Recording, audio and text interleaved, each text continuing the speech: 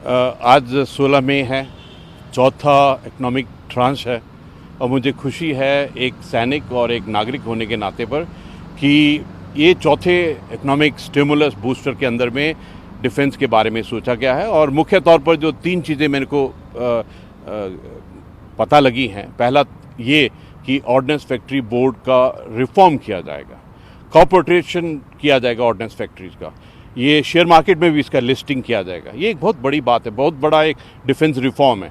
Secondly जो FDI है, make in India defence sector, उसमें बढ़ोतरी की जाएगी, 49% से 74 किया जाएगा। इससे जो फाइनेंस है, जो फिजिकल पावर है, जो रेवेन्यू है, वो डिफेंस सेक्टर के लिए आएगा।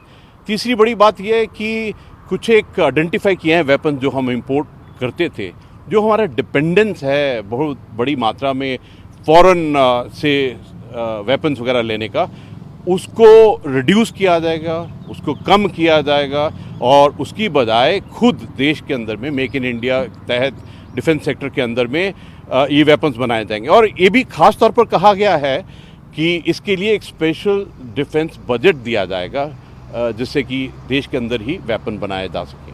सर, FDI 49% से 74% करना कितना क्रूशियल डिसीजन है और क्या इसके सिक्योरिटी कंसर्न्स भी हो सकते हैं?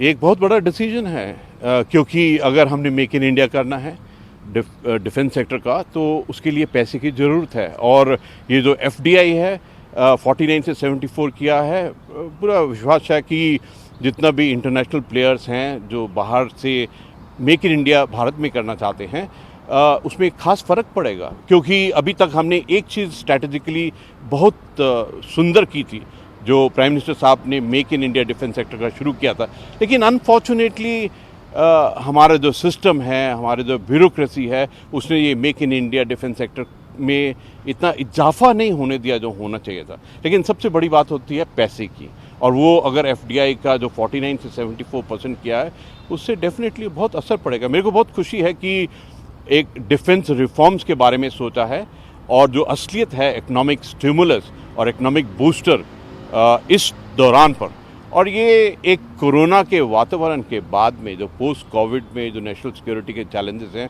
उसमें सबसे बड़ा बात ये है कि हम मेक इन इंडिया क्या करते हैं, हम लोकली प्रोड्यूस क्या करते हैं, हमारी जो डिपेंडेंसी है वो कैसे हम इंपोर्ट्स से कम करते हैं। और सबसे बड़ी बात तो ये है, ये जो सेल्फ रिलायंट है, वो डिफेंस सेक्टर में सेल्फ रिलायंट होना बहुत ज़रूरी है।